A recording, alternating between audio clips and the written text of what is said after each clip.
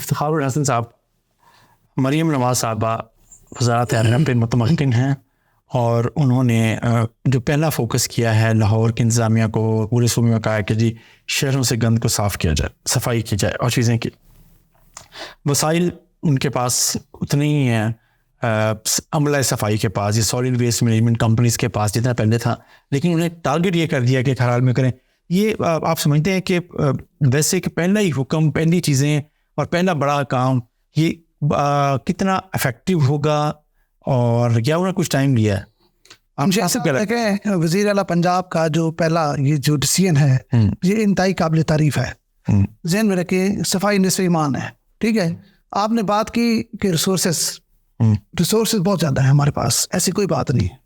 अब जाए deputy commissioner के घर 20 बंदे काम कर रहे हैं, आप जाए PHA के पास घर में 20 बंदे काम कर रहे हैं, आप जाए DGMD घर 20 बंदे काम कर रहे हैं। जो तनख्वाह सरकार की ले रहे हैं, काम इन अफसरान बाला कर रहे हैं।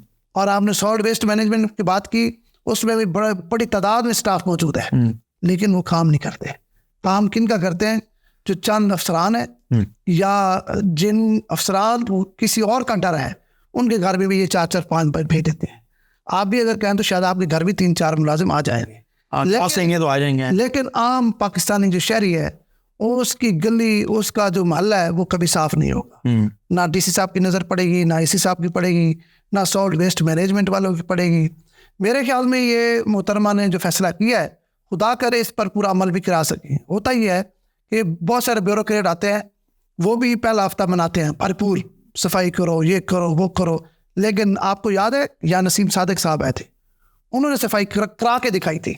पता लगा कदाफी मुल्तान में सॉलिड वेस्ट मैनेजमेंट का स्टाफ भी मौजूद है और बड़ी तादाद में लोग मौजूद हैं जो मुख्तलिफ घरों में बैठ के तनख्वाहें ले रहे थे, या मुख्तलिफ बड़े बड़े जो अफसरान हैं उनके घर जाके सीधे सलाम करते थे तो पैसे ले रहे थे। 5 बंदे आपके हैं, 5 मेरे हैं, 5 उसके, इस तरह काम चल रहा था। और मोस्टली ये जब भर्तियाँ होती हैं, ये जो अरबाब इख्तियार मतलब होते हैं वहाँ के मुतलका, वो अपने किसी करीबी जानने वालों को भर्ती करा देते हैं। तो मेरे ख्याल में ये मुहतरमा ने जो फैसला किया है इंतहाई काबिल तारीफ है। खुदा कर इस पर मन अमल हो और ये तसलसल कायम रहे। ये ना हो कि महीने बाद खुद चीफ मिनिस्टर साहब किसी और काम में मसरूफ़ हो जाए और इनको पूछे भी कोई ना। DCAC भी यही करते हैं पहला हफ्ता। और फिर जो मरियम साहबा ने सबसे अहम काम किया ना, उसने कहा तजावज़ात को हटाया जाए। जो सड़कों के ऊपर जो आप गुजरते हैं, आप देखते हैं दोनों तरफ रेहड़ियाँ खड़ी हैं, उन रेहड़ियों के भी कौन पैसे लेता है? दुकानों वाले तो लेते हैं। जो दुकानों वाले पीछे बैठे हैं, जिनका कोई सरकारी सड़क पे कोई हक नहीं है, वो भी उनसे मंथली लेते हैं।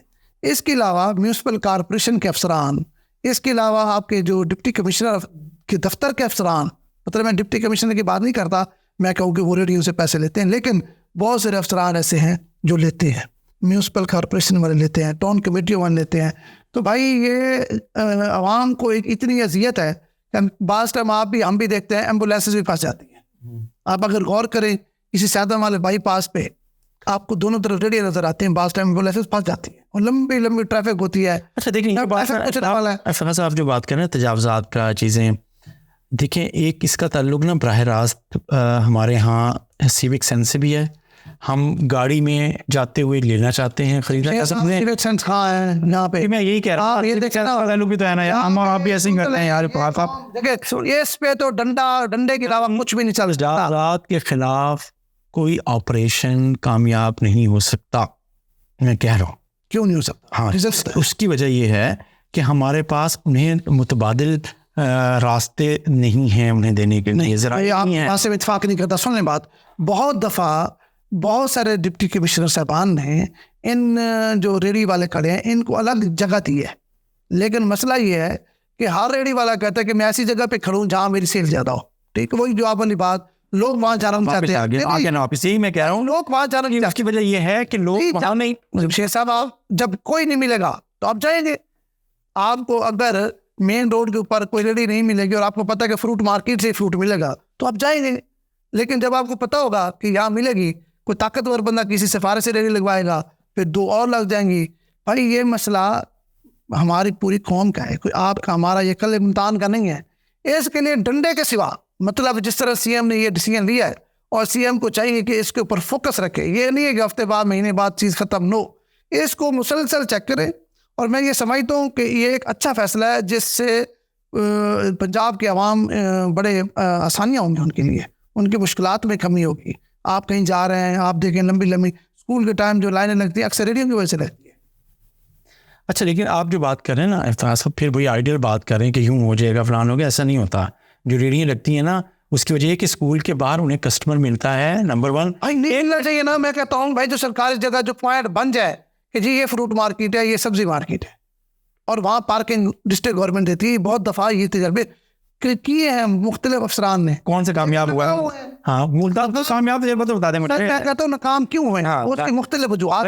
आप हमारे वजह से नाकाम होते हैं। सुनते रहे अब नकाम एक तो वजह है कौम अवाम, तो बस दूसरी एक और वजह भी है, ये जो आपके सियासी लोग हैं इनके वोटर सपोर्टर आ जाते हैं, मतलब निश्तर के बाहर नहीं लगती है। आपको बताएं अक्सर मसाइल होते हैं वहाँ पे, ट्रैफिक वाले भी ऑपरेशन करते हैं, म्यूनसिपल कॉर्पोरेशन वाले भी वहाँ करते हैं, लेकिन इतने ताकतवर लोग होते हैं सियासी, वो पे डिप्टी कमिश्नर है, जो भी मुतल्लिक़ अफसरान है, वो फिर उनसे ब्लैकमेल हो जाते हैं। लेकिन मैंने कहा है कि हर चीज़ चल रही है, अकेला एक बनी है। अब दानी रोड पे बहुत सारे रेडियो ऐसी हैं जिनसे सरकारी अफसरान मंथलियाँ लेते हैं। चल ठीक है, खुदा करे कि मरियम नवाज साहबा का ये जो एक डिसीजन है पहला, इस पर जो है ना मुकम्मल काम हो, अमल हो, और इसके नतायज भी अवाम देखे।